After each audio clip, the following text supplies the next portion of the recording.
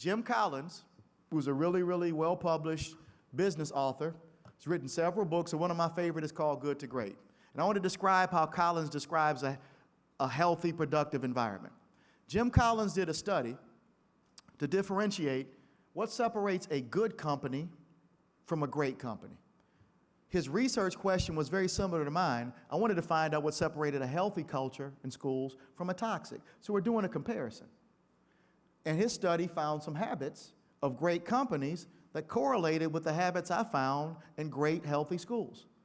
Not all, but these are two that we found in common.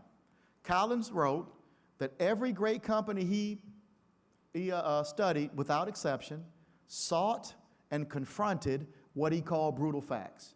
They didn't run from their problems, they ran towards them. And in my study, I found that schools pretty much get a thumbs up for this. Can we agree in 2012 that the educators in Ontario are as data-driven as they've ever been? Can we agree with that? All of you know where your kids are in reading, in math. We measure things better than we've ever done before. But it was a second characteristic where we started to fall apart. Collins wrote that great organizations get the right people on the bus, in the right seats, moving in the right direction. What's the bus? The bus is a metaphor for a technical change. So if a school in the York district identifies that students are struggling with narrative text comprehension, that's a brutal fact. And what did Einstein tell us about insanity? If there's a problem, what's the worst way to solve it? By doing the same thing over and over, which means people are going to have to change. And what does the bus represent? It could be balanced literacy. It could be Read 180. It could be some literacy strategy that we're going to do differently, collectively, because the behavior we've used previously didn't work. Here's the big issue. We don't suffer from not having enough buses.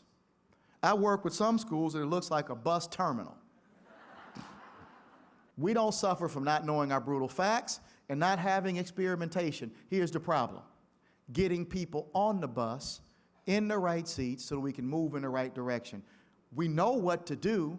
The hard part about culture is developing an environment where people feel comfortable changing their behavior to meet the objectives that you want them to meet. So now we have to understand human nature. Now, I wrote a book, one of my books called Transforming School Culture. And I identified the distance between identifying the problem and doing something about it. I call it adult drama. Anybody dealt with any adult drama before? What's adult drama? Dysfunctional social interactions between adult professionals in a school environment which interferes with the proper implementation of better policies, procedures, and practices. We all know what needs to be done. What's the problem? The dispositions, attitudes, assumptions, and behaviors. Power struggles. Fractured relationships. If we don't deal with each other properly, we can't move from identifying the problem to working collectively to solve it. Now, are there ever any disagreements? Yeah. But if the parents aren't mature, have dialogue, communicate, listen to the other person's perspective, then they create what's called a dysfunctional home. And when there's a dysfunctional home, who becomes the victim of a dysfunctional home? The child. Well, think about your school as a home. If people are arguing, if people are passive-aggressive towards one another, the principal has it out for the assistant principal. The board office has it out for a certain school. We create something called adult drama that doesn't allow us to move into those very creative ideas that we know will work for students.